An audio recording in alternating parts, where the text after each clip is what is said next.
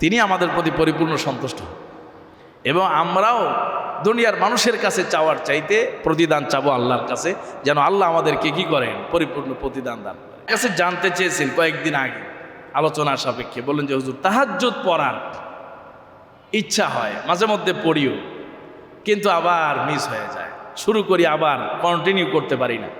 তো তাহাজ্জুদের বিষয়ে কিছু আলোচনা করলে, আমলের ফজিলত সম্পর্কে কিছু বললে যদি আমাদের অন্তরের মধ্যে একটু আগ্রহ জাগে, কারণ আমলের ফজিলতের কথা শুনলে, নেয়ামতের কথা শুনলে, প্রতিদানের কথা শুনলে মানুষের আমলের জজবা বেড়ে যায়। কথা বলেন ঠিক কিনা? এজন্য কোরআন এবং হাদিসের আলোকে তাহাজ্জুদের এমন 10টি ফজিলত, যেই 10টি ফজিলত যদি আমরা শুনি, হৃদয়ঙ্গম করি এবং দিলে ধারণ করি, তাহলে এই ফজিলতের কথা স্মরণ থাকলে ইনশাআল্লাহ আমাদের তাহাজ্জুদ মিস হবে না। আল্লাহ সুবহানাহু ওয়া তাআলা এই তাহাজ্জুদের নামাজ সম্পর্কে পবিত্র কোরআনুল কারীমে বলেছেন, ফাতাহাজ্জাত বিহি নাফিলাতাল লাক আসা আন ইয়াবআসাকা রাব্বুকা মাকামাম মাহমুদা। আল্লাহ সুবহানাহু ওয়া তাআলা পবিত্র কোরআনের আয়াতে জানিয়েছেন, নবীজির উপরে আল্লাহ পাক তাহাজ্জুদকে ফরজ করে রেখেছিলেন। নবীজির কোনো সময় তাহাজ্জুদ মিস হতো না। আর এই তাহাজ্জুদের ফজিলতের কথা এসেছে, আল্লাহ পাক এই তাহাজ্জুদের কারণে, তাহাজ্জুদের মাধ্যমে নবীজিকে কিয়ামতের ময়দানে বিশেষ মর্যাদা দান করবেন। সুবহানাল্লাহ। মাকামাম মাহমুদা, হাদিস শরীফের মধ্যে এসেছে, বিচার কার্য যখন শুরু হবে না, কিয়ামতের ময়দানের ভয়াবহতা, কিয়ামতের ময়দানের যেই কষ্ট, কিয়ামতের ময়দানে সেই সূর্যের তাপ শুরু হয়ে যাবে।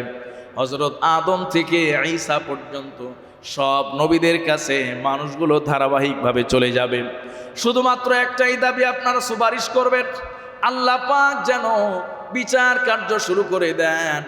জান্নাত হোক অথবা জাহান্নাম হোক, কোনো সমস্যা নেই, কিন্তু কিয়ামতের ময়দানের যে কষ্ট, এই কষ্ট আমরা সহ্য করতে পারছি না। আল্লাহ সুবহানাহু ওয়া তাআলার সমস্ত পয়গম্বর একটাই কথা বলবেন, আমরা আল্লাহর সামনে দাঁড়াতে পারবো না, বলতে পারবো না। সর্বশেষ কিয়ামতের ময়দানে সব মানুষগুলো জড়ো হয়ে যাবে নবীজির কাছে। নবীজির কাছে আসার পরে বলবে, ইয়া রাসূলুল্লাহ, আপনি যদি সুপারিশ না করেন তাহলে আল্লাহ পাক বিচার কার্য শুরু করবেন না। সুবহানাল্লাহ। আল্লাহ সুবহানাহু ওয়া তাআলার হাবিব পুরা কিয়ামতের ময়দানের মানুষগুলোর যে আর যে শোনার পরে তিনি আল্লাহ সুবহানাহু ওয়া তাআলার কুদরতি কদমে সিজদায় লুটিয়ে পড়বেন। এই সিজদায় লুটিয়ে পড়ার পরে শত সহস্র বছর পার হয়ে যাবে, শত সহস্র বছর পার হয়ে যাবে। আল্লাহ পাক দেখবেন আমার হাবিব তো মাথা উঠাবেন না ওই সময় পর্যন্ত, যতক্ষণ না তার দাবি আমি আদায়, তার দাবি না মেনে নেব, তার সুপারিশ না কবুল করব। আল্লাহ পাক বলবেন, ইরফা রাসাক সাল তুতা, ইয়া রাসূল আপনি মাথা উঠান, আপনি যা চাবেন, যা সুপারিশ করবেন, আমি আল্লাহ আপনার সমস্ত চাওয়াগুলো কবুল করে নিব। সুবহানাল্লাহ।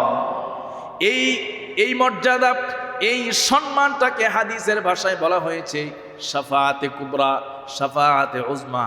কোরআনুল কারীমে আল্লাহ পাক রব্বুল আলামিন বলেছেন, ওয়া মিনাল লাইলি ফাতাহাজ্জাদ বিহি নাফিলাতাল লাক আসা আন ইয়াবআসাকা রাব্বুকা মাকামাম মাহমুদা।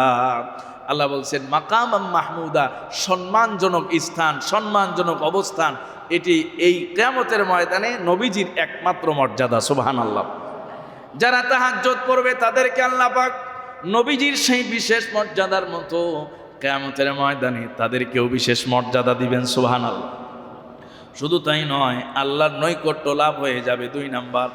1 নাম্বার তাদেরকে আল্লাহ বিশেষ মর্যাদা দিবেন, 2 নাম্বার আল্লাহর নিকটতম বান্দা হয়ে যাবে। হাদিস শরীফের মধ্যে এসেছে, বান্দা যখন শেষ রজনীতে, আখিরুল লাইল, রাত্রির শেষ ভাগে উঠে যখন আল্লাহর কুদরতি কদমে সেজদা দিয়া যায়, বান্দার আল্লাহর মধ্যে কোনো পর্দা থাকে না। সুবহানাল্লাহ। বান্দা আল্লাহর সবচাইতে কাছের হয়ে যায়, সবচাইতে নিকটের হয়ে যায় যখন আখিরি লাইল, রাত্রের শেষ প্রহরে বান্দা আল্লাহর কুদরতি কদমে সেজদা দিয়ে দেয়। সুবহানাল্লাহ। 3 নাম্বার দোয়া কবুলের সময়, রাত দিন 24 ঘন্টায় যত দোয়া কবুলের সময় আছে সবচাইতে দোয়া কবুলের সময় হাদিসে এসেছে আসরাউল ইজাবা, দোয়া কবুলের সবচাইতে উপযুক্ত সময় হলো তাহাজ্জুদের সময়।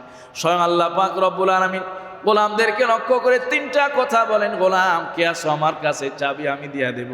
কে আছে আমার কাছে ইস্তেগফার করবে, আমি দিয়া দিব, ইস্তেগফার করব তাকে মাফ করে দিব।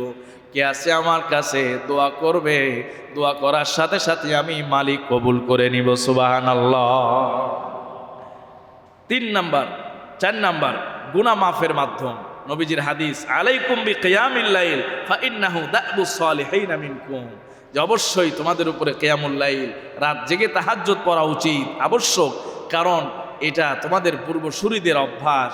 যত নবী রাসূল ছিলেন, আল্লাহর ওলি ছিলেন, গাউস কুতুব ছিলেন, তাহাজ্জুদ ছাড়া কেউ আল্লাহর নিকটবর্তী হতে পারে নাই। সুবহানাল্লাহ। 5 নাম্বার জান্নাত লাভের মাধ্যম। তাহাজ্জুদ যারা পড়বে তাদের জন্য জান্নাত অবধারিত। সুবহানাল্লাহ। নবী আল্লাহ পাক বলেছেন, কানু কালিলাম মিনাল লাইলি মা ইয়াহজাউন ওয়া বিল আসহারি হুম ইস্তাগফিরুন। যারা সাহারিতে উঠে, শেষ রাত্রিতে উঠে আল্লাহর কাছে তারা ইস্তেগফার করে, তারা জান্নাতে অগ্রবর্তী হয়ে যাবে। সুবহানাল্লাহ। 6 নাম্বার আল্লাহ পাক রব্বুল আলামিন এই সব বান্দাদেরকে অনেক বেশি মর্যাদাবান করবেন, সবার উপরে তাদের মর্যাদা হয়ে যাবে। 7 নাম্বার আল্লাহর যারা প্রিয় বান্দাদের তালিকায় চলে আসবে, তাদের মধ্যে ওই সমস্ত বান্দা পবিত্র কোরআন সাক্ষী দেয়। আল্লাহ পাক রব্বুল আলামিন বলেছেন, ওয়াল্লাযীনা ইয়াবিতুনা লিরাব্বিহিম সুজদান ওয়া কিয়ামা। 12 শ্রেণীর মানুষ আছে যারা আল্লাহর কাছে সবচাইতে প্রিয়। তন্মধ্যে 1 শ্রেণীর মানুষ হলো যারা সারাদিন কষ্ট করার পরেও শেষ রাতে 2 রাকাত নামাজ পড়ে আল্লাহর কাছে তারা প্রিয়দের তালিকায় পৌঁছে যায়। সুবহানাল্লাহ। 8 নাম্বার আল্লাহ সুবহানাহু ওয়া তাআলার হাবিব জানিয়েছেন, শুধু তাই নয়, পবিত্র কোরআনও সাক্ষী দেয়, আম্মান হুয়া কানিতুন আনা আল-লাইলি সাজিদান ওয়া কাইমান ইয়াহযারুল আখিরা ওয়া ইয়ারজু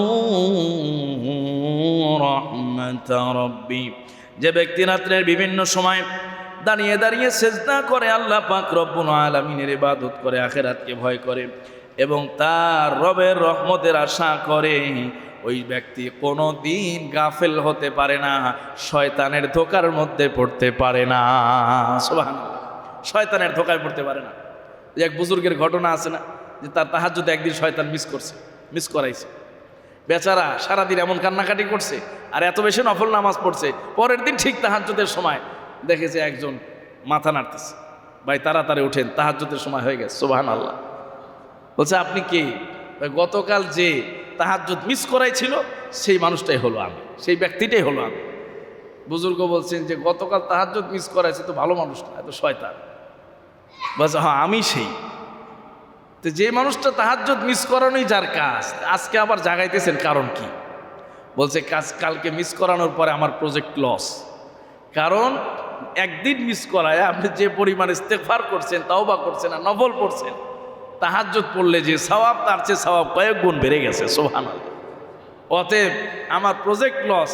আমি এখন চাই যে তাহাজ্জুদই পড়েন, কারণ মিস করলে আরো বেশি লস আমার।